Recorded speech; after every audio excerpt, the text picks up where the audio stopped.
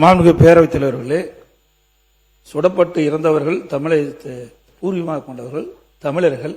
ஆகவே நம்முடைய மாநில அரசு அந்த குடும்பத்திற்கு ஏதாவது நிதியுதவி வழங்க முன்வருமா என்று தங்கள் வாயிலாக அறிவிக்கும்.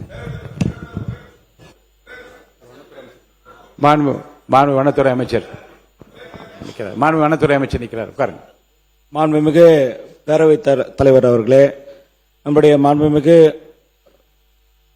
நம்முடைய அன்புக்குரிய முதலமைச்சர் அவர்கள் அவர் ஆணைக்கிணங்க நம்முடைய தமிழக வனத்துறை சார்பாக இறந்தவர் அந்தோணிசாமி குடும்பத்திற்கும், ஜான் ரோஸ் பீட்டர் அவருடைய குடும்பத்திற்கும், குமார் என்பவர் குடும்பத்திற்கும் ரூபாய் 10 லட்சம் தலா ரூபாய் 10 லட்சம் கொடுப்பதாக நம்மளுடைய முதல்வர் ஆணைக்கிணங்க நம்மளுடைய வனத்துறை அதிகாரிகளிடம் ஆலோசிக்கப்பட்டு விரைவில் வழங்கப்படும் என்பதை இந்த அவையில் உங்கள் முன் தெரிவிக்கிறேன். நன்றி.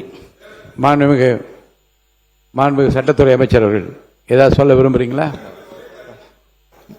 மாண்புமிகு பேரவைத் தலைவர்களே, அங்கே சுடப்பட்டு இறந்த தமிழர்கள், அங்கே வாழும் தமிழர்கள். அது குறித்து கண்டிப்பாக முதல்வர் தரப்புல 3 நாட்களாக ஒவ்வொரு நகர்வையும் முழுவதுமாக கண்காணிக்கப்பட்டு வருகிறது. கண்டிப்பாக தேவையான அனைத்து சட்டப்பூர்வமான நடவடிக்கைகளும் நம்ம தொடர்ந்து கண்காணிக்கப்பட்டு வருகிறது. இப்ப குறிப்பிட்டதும் வனத்துறை அமைச்சர் குறிப்பிட்டதும் கண்டிப்பாக ஆய்வில் உள்ள ஒரு விஷயம்தான். தேவையான பொழுது முதல்வர் ஆராய்ந்து தேவையான நடவடிக்கை எடுப்பார். ஒரு சில தினங்கள், ஏன்னா அவர்களும் மேஜிஸ்ட்ரேட் விசாரணை போயிட்டு இருக்கு. இந்த நேரத்தில் நம்ம மேஜிஸ்ட்ரேட் விசாரணை இப்ப போயிட்டு இருக்கு. அதனால அது முடிந்த பிறகு ஒரு சில நாட்களில் தேவையான நடவடிக்கை கண்டிப்பா எடுக்கும். மாண்புமிகு உறுப்பினர் பால் மனோஜ் பாண்டியன் அவர்கள். மாண்புமிகு பேரவைத் தலைவர் அவர்களே, நம்முடைய சட்ட அமைச்சர் விளக்கத்தை தெரிவித்திருக்கின்றார். ஒரே கேள்விதான்.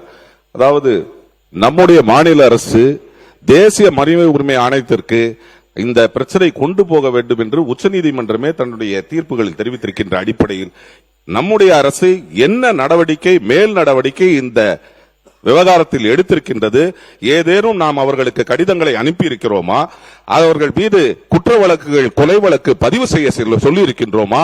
அல்லது அவர்களுக்கு இழப்பீடு கொடுப்பதற்கு ஏதேனும் கடிதங்கள் அனுப்பி இருக்கிறோமா? என்ன நடவடிக்கை அரசு எடுத்திருக்கின்றது என்பதை அறிய விரும்புகிறேன். மாண்புமிகு பேரவைத் தலைவர் அவர்களே, தேசிய மனித உரிமை ஆணையத்திற்கும் மற்றவர்களுக்கும் தேவையான நடவடிக்கைகள் இன்றுதான் எடுத்துக்கிட்டு வரும். ஒரு சில நாட்கள் அனைத்தும் எடுக்கப்பட்டு வரும். அது தெரியப்படுத்தும்.